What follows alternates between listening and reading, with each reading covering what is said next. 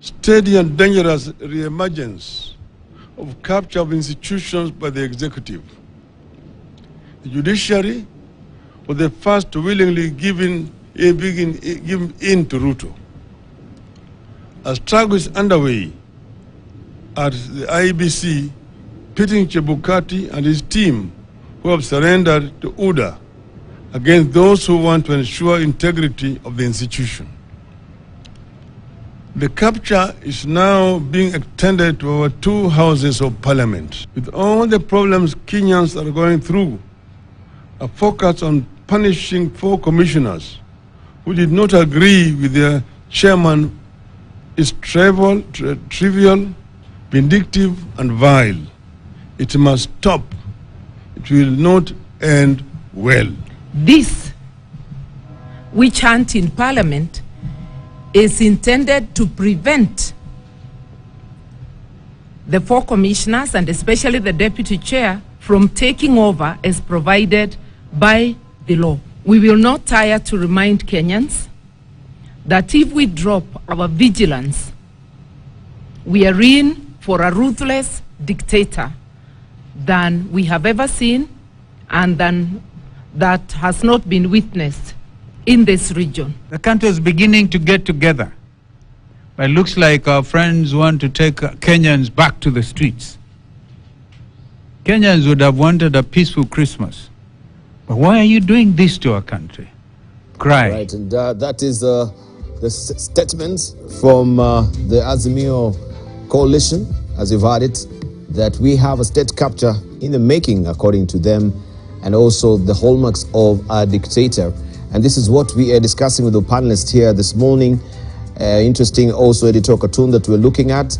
Well, has he lost his thunder? Does also his statements hold any water right now? Are we taking him seriously? Are we taking the coalition seriously as it is? And from your own assessment, is IEBC a revisiting moment also from Kenya Kwanza to pay back on what we saw as far as the past election is concerned, that is the August 9th election?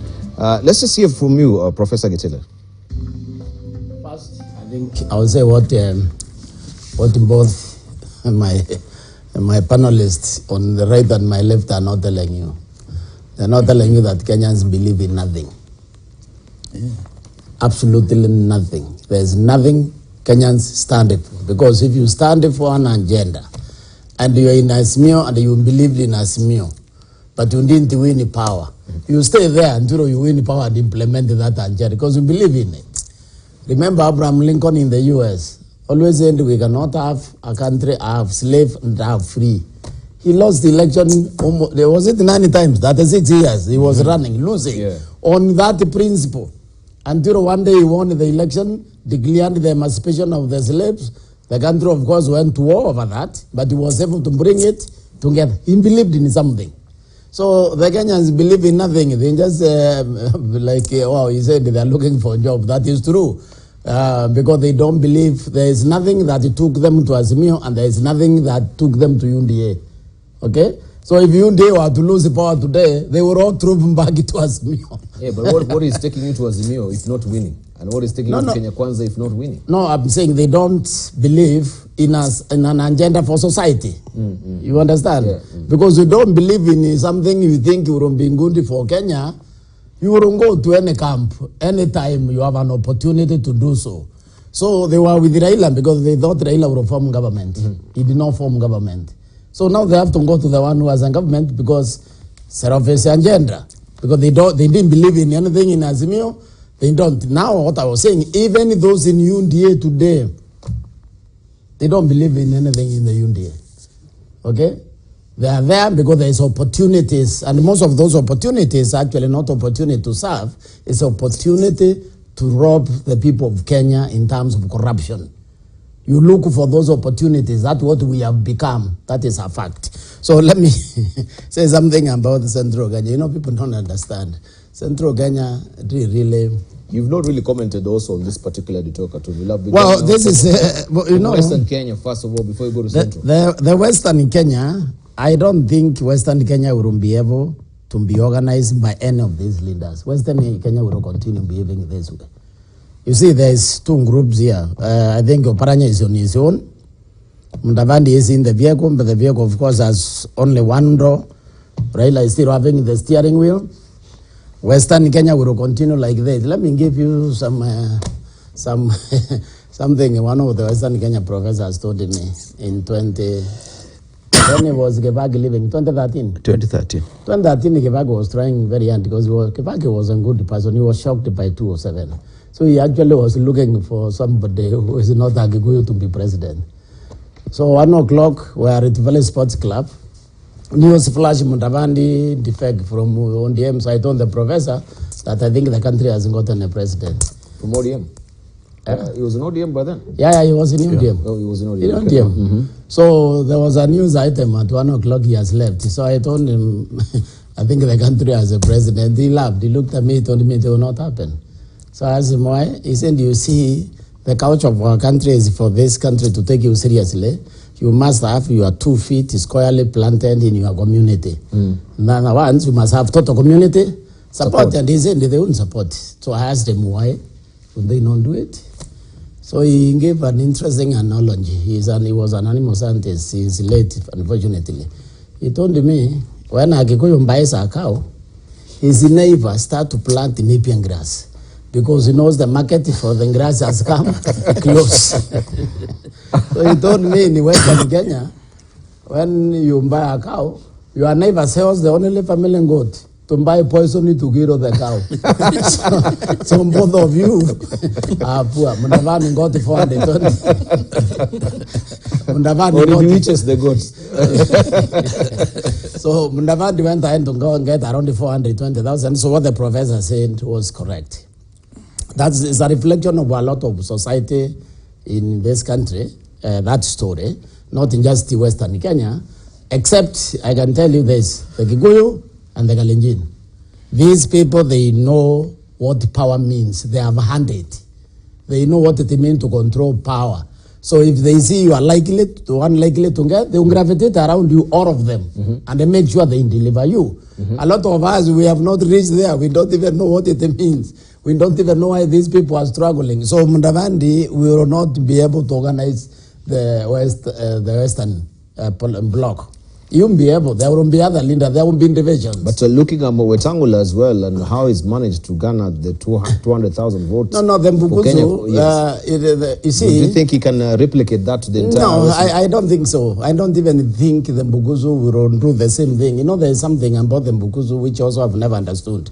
The Mbukuzu always vote with the Central Kenya permanently. I don't know how that works. Whenever Central Kenya is the opposition, it will go together with the Mbukuzus. When they vote like they did, they always vote together. I don't understand. You know, in physics, there is something they call quantum entanglement, where one spins left, another hydrogen atom very far away will spin right, and vice versa. I don't know how these people communicate. But you have to understand, in both the Western, the Mbukuzu bloc, and the Central Kenya voting bloc, these are fairly educated people. And they make their decisions every election somehow together. That is why you can't, even UNDA can't bet on them being on the side in 2027. What was happening now in that last election, people didn't understand is Ruto landed on something very nice, especially where Central Kenya is concerned, an unfinished war of liberation between the Omgans and the Mau Mau. In a lot of Kenyans' mind, the Kenyatta family is the chairman of the Omgans. So Ruto came as a liberator to many people in Central Kenya. They saw him as one of those, and they just moved to him. So you can't say that they will stick there, because for them, this is a one event to punish those fellows they have never liked. A one-off event. So unless something else works, you can't guarantee they are sticking there. So what is Gachagua doing? Gachagua has seen that there is a leadership vacuum. Nobody gave Gachagua a lot of chances before he became the deputy president. And even after he became, nobody thought that he can actually move the community, which he indeed moved. Ruto and become his own brand by the time Gachagua was coming in. But he sees an opportunity right now, and his open talk, the way he does, is making people think that they have a leader who can deal with Ruto. The people are now thinking, hey, wait a minute, maybe we need to bring this one, because there's a vacuum in the Central Kenya leadership. People are not gravitating towards Madagarua, because she is the other senior politician from the Central Kenya. The thing is, Gachagua will be able to organize the Central Kenya, and by the next election, he will be able to make demands, because he doesn't seem to care about anything. He is just like made the same way Ruto is made. He goes into his agenda, and he wants that. So it appears to me that in the next 2 years, he will have established himself as the leader of Central Kenya, meaning that the opposition will continue diminishing, because he is in the government. He will become the opposition.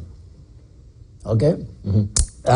So the fluidity you are seeing here also is that people don't see a future with Raila's leadership in the opposition, because they don't see a future for him. All right. Yeah, maybe we can just hacking or maybe latching on what you're saying with also Rigathi Gachagua. There's a very interesting editorial cartoon that Gado has drawn as well. I think you've flipped through it, and this is it. If you may just pick it up in full, they say maybe you should change tone. Is it in the Standard? It's in the Standard, page 16, the editorial page, drawn by Gado today, and he's depicted as the DO, of course, with the DO uniform, going back to those days, that they humiliated us, they molested us, we were stripped of our dignity, our families suffered. This is what it's saying. They persecuted and prosecuted us, but we have forgiven them.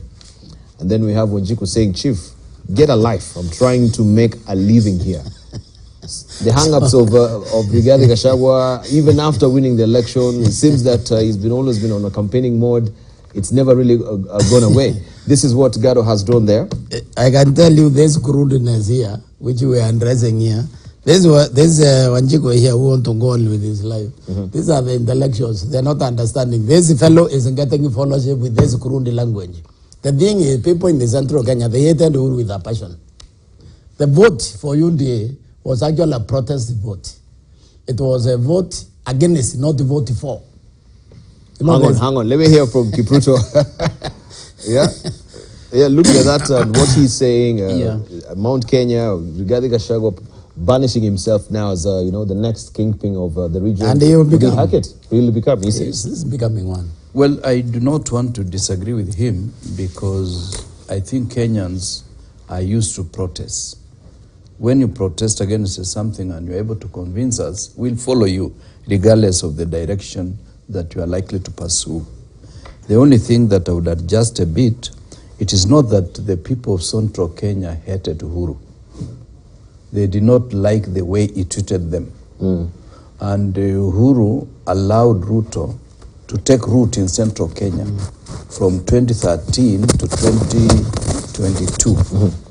Because Uhuru was a laid-back person, and Ruto knew that he had a moment to seize, and he had endeared himself to Central Kenya by ensuring that they make it what they believed was impossible, that is, the Kibaki succession, to have Uhuru as one of the possible leaders of this country.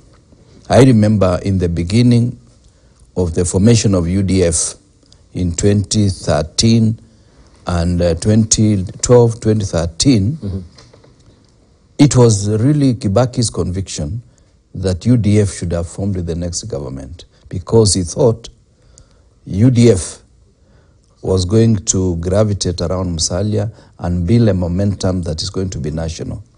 But at the right time, I think that became a cropper, the way professors just said. And the opportunity for Uhuru was just because of the protest against the Hague. After that protest, and the two taking over power, Ruto had built enough momentum in Central Kenya, and he knew, and he took advantage of sitting members of parliament to do small things that you do for members of parliament, and they go back to their constituencies very happy as a sitting deputy president. And Uhuru was very happy to tell them, go see the deputy president to solve your problems. In 5 years, they realized the guy had become a mountain himself around Mount Kenya. And therefore, Rigathi Gachagua, I don't want to dismiss him. Is likely to be the Waterloo for Ruto.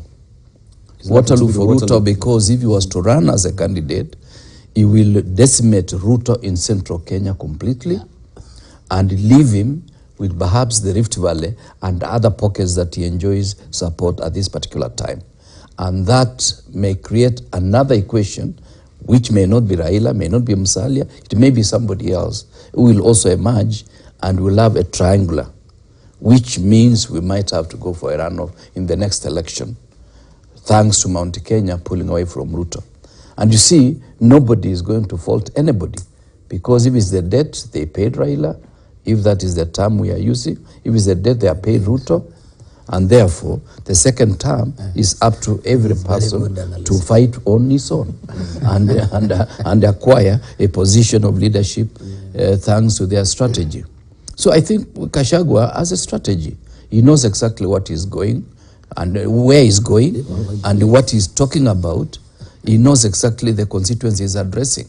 But what I beg of him, now that he is the person in that particular position, he should not be too bitter. You know, in leadership, when you continue being bitter, very bitter, you run the risk of losing your agenda. But because he's fighting a system that he's part of, he can afford to be bitter for the next 2 years. All right, Churchill Suba. Yes, you know, this editorial cartoon is interesting. First of all, the depiction of the deputy president in the regalia in which most Kenyans know him. You know, he only served as MP for 1 term. So he could not, Gado could not depict him as a member of parliament. He served longest in the administration, in the provincial administration, and that for me is very, very apt. I've always seen these lamentations by the Kenya Kwanza Brigade as an excuse to avoid confronting the promises they made. You know, there's not even a single pledge that the Kenya Kwanza made that they are fulfilled, apart from, you know, dishing out positions. You remember when they were campaigning, they say Kenya Kwanza is not about positions, but the only promise they are fulfilled to the letter, the one that they did not make, is the one of sharing positions. Ensuring Mudavadi as his chief cabinet secretary position, ensuring Wetangula is the speaker of the National Assembly, and of course ensuring that Amason Kingi is the speaker of the Senate.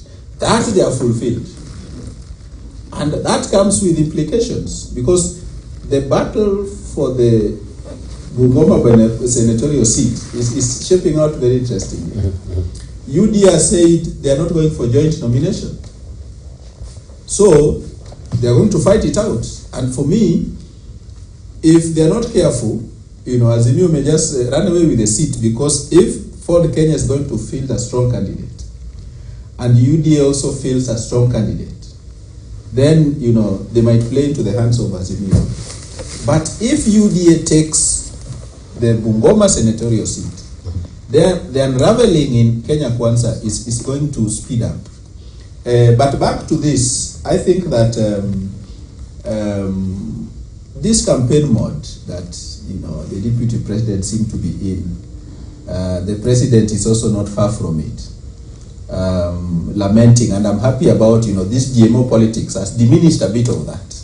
You know, we have seen, you know, MPs from the Rift Valley, of course they are, somebody is on their neck for appearing to, you know, disagree with the president on this. But the message is already out there, that they are going to stand with the people that they represent. This for me is the issue-based politics that we need to encourage. Because in the end, you may belong to the ruling party, but you belong to the ruling party on account of having been elected to represent a constituency that depends on maize farming as their mainstay. And so this cartoon for me is very, very critical, that it is time, you know, the Kenya Kwanza Brigade outgrew these lamentations that, you know, propelled them into power. and start delivering, you know. I have a life to live. I have a life to live means I'm trying to make a living here, you know. I'm struggling with the economic situation. Yes, all this may have happened to you, but there are people who suffered more. We have people who survived the Nyayo House torture chambers. It's not everything, every day they wake up, that's what they talk about. I think the deputy president got arrested once. Now it's making it look like he lived the most part of his life in the dungeons. Yet we know some of the things, excesses he also engaged in when he was in this uniform that Gado has depicted him. So I think the message for me in this editorial cartoon is, can you get to business and deliver beyond the sharing of positions that supposedly was not the preoccupation of Kenya Kwanza, but that is the only pledge and promise which they didn't make, but they have fulfilled. Yes. Fantastic. Yeah, we need to move on, unless, Prof, you have something to say. I'm okay. You're okay. All right. Can we gravitate to the issue of IEBC? Because I know also that will actually be playing out next week. We've had the statements from Martha Karua and also Raila Odinga on that matter. It's a witch hunt, they say. It's a sort of a revisiting moment from the previous election we just had. So what is the future of this for commissioners? With the petitions that we've had, or the motion that has been moved in Parliament, they were supposed to be appearing before the jailer committee. It never happened. There was a petition that I think they were seeking also from the courts to stop it. Kipruto. What worries me is that we never cease to revisit the events of the past as a nation. And that is our lowest moment. That when I get into position, I start fighting the immediate former MP Don't do that. for the constituency, or any other person who was there previous to me. I would have expected President William Ruto to rise above some of these, deal with the issue of the 3 commissioners who are leaving office by any event, and the 4 commissioners at the right time. They can also be dealt with, whether they are happy, is happy with them or not, because there is no emergency. The only thing that I know is that constituency boundary review is going to take place in the next 1 year, of necessity, because that's a constitutional requirement. Number 2, there'll be the next election in 5 years. And therefore, if he's trying to fit his cloth according to his size, then that is okay. It is good politics for him. He may benefit out of it. But are we going to be fighting those who disagreed with us prior to taking up office? It takes me back to issues of building institutions. Raila, yes, maybe on the receiving end at this particular time. But the way I look at Raila is that nobody chooses to write his own legacy. Nobody. Even those who say they want to leave a legacy, they are just deluding themselves. Because even Kibaki, for the 10 years he was our president, he never mentioned a single day that he wanted to leave a legacy. But today people talk of Kibaki, what he did, and they're happy with him, about the economy, about the infrastructure that has largely been done by the Uhuru regime, but they attribute to Kibaki regime because he was the pioneer of the vision of improving the infrastructure in this city. Some of us never imagined it would happen in our lifetime, but it has happened. My worry is that, yes, Raila will mobilize the public. He may succeed or he may not succeed. But what I'm reading is that we do not have proper hygiene of our politics. I would really beseech President William Ruto, I'll beseech him to learn, to realize that he's just but a player for the intervening period. We've given him temporary custody of the occupancy of State House for the next 5 years. And if he so does well, we might give him another 5 years. And that is the end of the game. Anything else he's doing is just building a dictatorship in Kenya that will remain many years after he leaves. Remember, a culture is formed in an institution by, among other things, the leadership of that particular institution. The culture that we have in Kenya, we still got part of Moism, Kenyattaism, Kenyatta 1, Kibakism, and a bit of Uhuru, and Ruto now wants to have an imprint in a culture in Kenya of not respecting the institutions of the day. Anything he's been doing is to have a rough ride on the existing arrangement. And because, as I said at the beginning, he believes in himself at the expense of any other living individual or at the expense of any institution that stands in Kenya. He does not believe in building institutions that will outlive himself. That's my worry about William. Okay.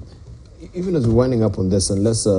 yes, I've not had a comment on this. Please. You know, first of all, it worries me that we seem to have forgotten as a nation that we risk recreating the scenario we had in 2007, when even after the IPPG reforms of 1997, that came up with a formula of how to reconstitute the Electoral Commission of Kenya, as it was called then. The people around former President Mwai Kibaki misled him to believe that he had the prerogative. Of course, the Constitution gave him the powers at the time to appoint the commissioners. And so he disregarded the stopgap measure that we had. And so he created a new commission in his image and likeness that precipitated the 2007 debacle, the post-election violence. The UDA brigade seems to have forgotten all that and seem to be intent on repeating a mistake that, you know, got some of them, including the president himself, in trouble as we sought accountability for post-election violence. But going back to the 4 commissioners, you know, it's interesting that UDA should be lamenting about any member of the commission, because UDA had no problem with the IEBC. You remember, it is actually Azimio that had issues with the IEBC.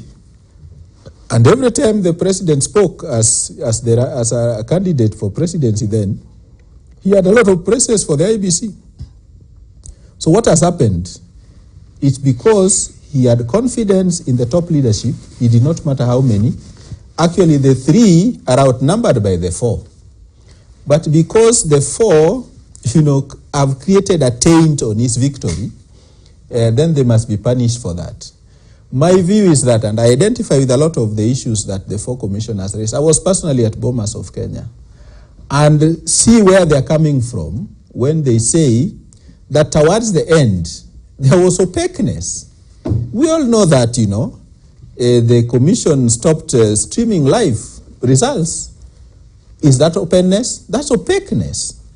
We all know that at some point as an observer, we were stopped from going on the floor where the tallying was happening.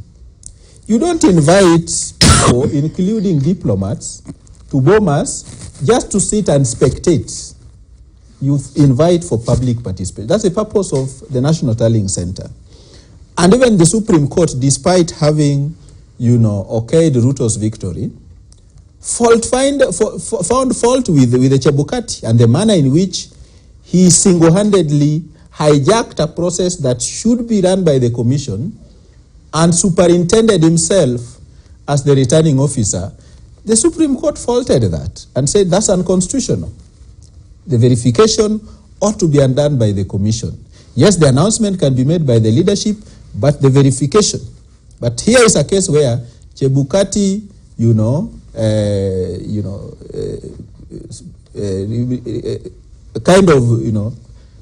left all the other commissioners aside and was working not even with any commissioner, but with the chief executive officer. Lastly, is to say that in the eyes of other Kenyans, the 4 commissioners are whistleblowers. The United Nations has since passed a resolution that even people in public service are allowed to whistleblow and say there is something wrong here. This constitution that you have given us here provides that every Kenyan, whether they are occupying any constitutional office or not, have a responsibility to defend and protect the Constitution. And so for us, some of us who are at Bomas, we are waiting for that process to a point where the tribunal will be formed. And we have our reports we made. One of the questions that nobody has ever answered is that, is it by coincidence that the Tanzanian musicians or singers who composed the song that was used by Kenya Kwanza during their campaign was conveniently at Bomas? Who invited them? We want the commission to tell us who among them sat and came with the decision to invite the Tanzanian singers. Is it by coincidence? And those for us are the issues. That this is the song that Kenya... What exactly is your point? My point is that those who are crying wolf may have captured the commission more than those that they are accusing, or they suspect may have captured the commission. It cannot be by mere coincidence. But you prepare, Kenya Kwanza's victory, you prepare for losing as well. Yes. Yeah, you prepare for your loss. So in case you have your victory, you have also a person that you've... let me give you another parallel. And this is where state capture lies. When His Excellency the President was graduating, earning his PhD, was it by coincidence that the date coincided with the day of his wedding and his birthday? These things are stage managed. Yeah. What is state capture? If you can connive with the university to agree on a graduation date that coincides with your birthday and the date of your wedding, and you tell us that it is pure coincidence, but the singers who composed the song... For every university, you know when it will happen. Yeah. If you enroll, maybe you're very strategic, even you yourself, if I enroll in this particular time, I'll be graduating on this particular No, it's never automatic like that. It's not like manufacturing tissue paper. The dates for graduation, professor is here. Yeah. And he was our professor at the university. He knows that the council and the senate, the people in charge of the academics, the senate, does their part, then the council sits to set a graduation date. It is not by coincidence. But it's within a given month. These people telling us about state capture are the professionals. Is it by coincidence that the day you are earning your PhD is the same date you wedded, is the same date you were born? Is it by coincidence that the people who composed your campaign song are at Bomas singing lullabies to people to prepare them for the eventuality? These things do not just happen. So we want the IEBC to tell us who among them, invited the Tanzanian singers. And how come it is coincidental that it is their song that had been used by Kenya Kwanza in their campaigns, that after the swearing in, again, they were State House? My friend, I do not think all Kenyans are as foolish to believe that all these things happen by coincidence. In those anecdotes I've shared lies the mentality of state capture. And this tendency, and I agree entirely with the opposition when they say, these things that we are beginning to see. We have seen a lot of maneuvers with the judiciary. We need to be careful because at some point during the Jubilee administration, the judiciary became our protector. All Kenyans sought and found refuge. We have seen maneuvers that are aimed at undermining that, so that we'll be left to our own devices with no institutions to turn to. We have lost constitutional commissions. Apart from the first generation, when Maina Kiai was at Kenya National Commission, nobody knows even who is the chair currently. The first IPOA delivered. The first ombudsman delivered. Today, nobody hears about those institutions because they got infiltrated and populated by people, most of them from IEBC. Some of the commissioners at IPOA are the same ones that a section of Kenyans were demonstrating against, after the 2017 election debacle. So what we are trying to say is that do not be deceived by people who have never fought for freedom to tell you that freedom is coming. From where? Their own freedom from prosecution. And I'm glad that, as far as the Deputy President Gachagua is concerned, freedom has come because he's now free from prosecution. But you saw what happened to journalists, and we must discuss this. Those who promise freedom is coming are the same ones who are harassing journalists. They have a badge. What is wrong with photograph? If you put yourself out there to do public service for which you are never elected, the second family, you must, the public wants to know where were you? You were distributing relief food. That is public cause. So what was wrong with the journalist taking a photo? The same people who promised that freedom is coming, because their freedom has come, the rest must lose their freedom, including the media freedom, the freedom of the media. And these nuances, are you reading them as well? Professor Gitera Rachel. I think we need to people very observant. we need to remove the I from the IEBC. Yeah.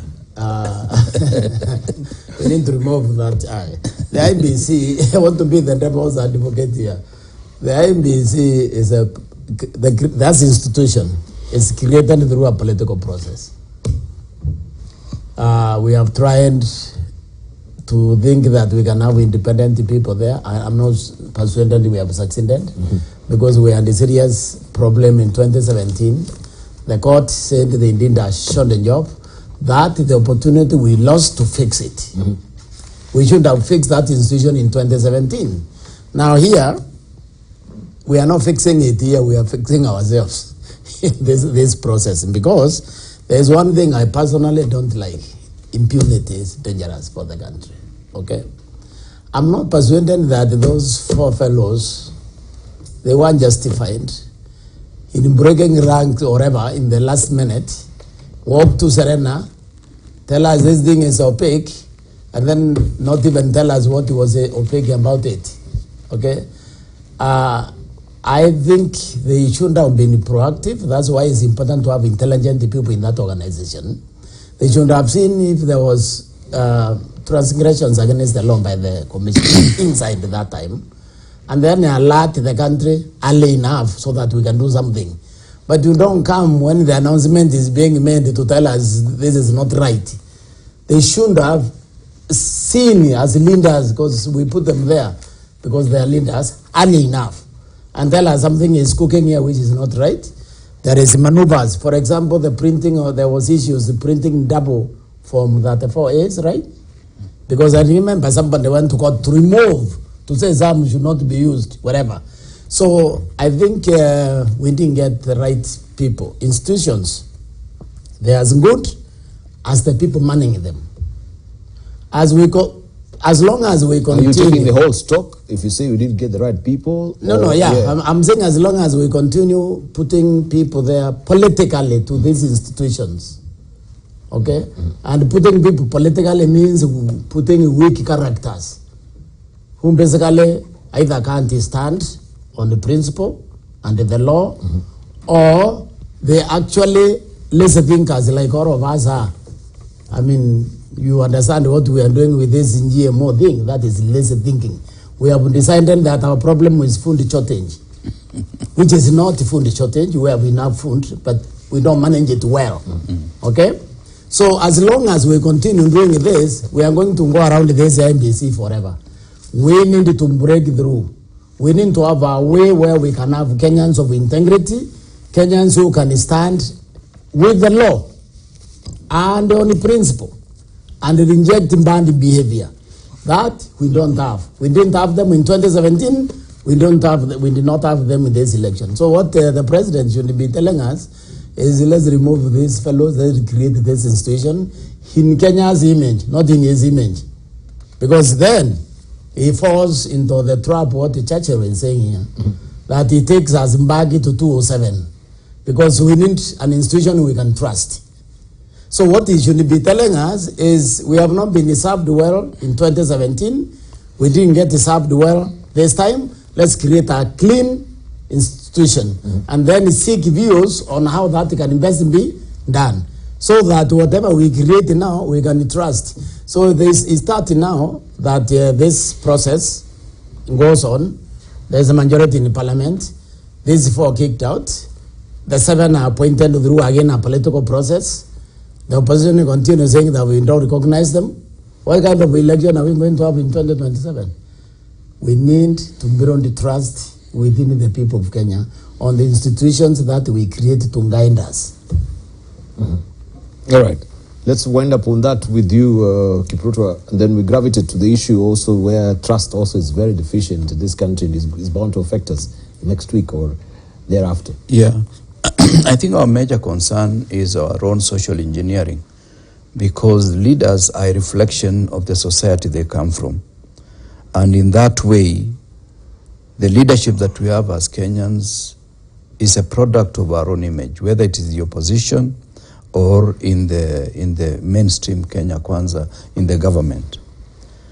And I just want to say that President William Ruto was the smartest of politicians in the run-up to the last elections, because I was part of his outfit at some stage, and it was clear that he was enjoying a certain percentage of deep state. And yet he was able to profess the fact that he was a victim of deep state. So Uhuru was ostensibly seen to be the leader of deep state, but he did not quite manage to convince deep state to move in his own direction. Otherwise, the elections would have been won by Raila in the morning. And William Ruto was able to play the victim, and he got the benefit, the residual benefit of playing the victim. IEBC, the same thing.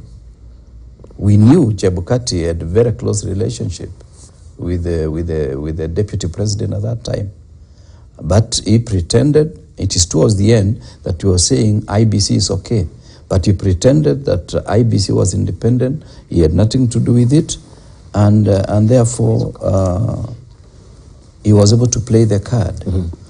As to the last issue that was raised by Churchill, I do want to concur on him on one. We shared the same graduation with William Ruto on the 21st of December, the year he graduated. I was graduating with my second master's. And we were supposed to graduate 2 weeks before. And for some strange reason, we were told the graduation has been shifted to 21st. So I appeared there, then I saw him coming. And of course, because our names were read earlier, and by then I was not agreeing with him, I walked across to the main campus from the graduation square. And when he was performing the ceremonies, because they delayed because his boss was to come. Oh, it was delayed? It was delayed. I mean delayed, because usually the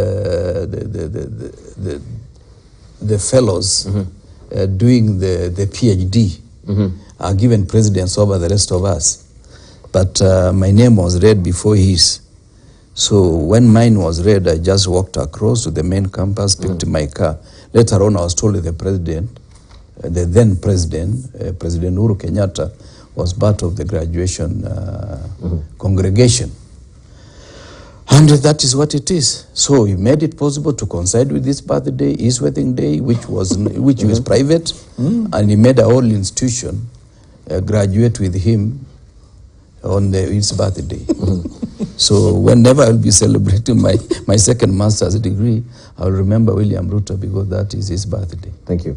Yeah. We'll take a short break. We'll circle back with more, of course, looking at the issue of GMO, which has become a big debate so far. Just to wind up, we're looking at the highlights of what has been happening during the week. So we'll gravitate to that, and the issue as well of COP27. People are back, and we will know what will be happening so far with the resolution that came out from there. We'll take a short break.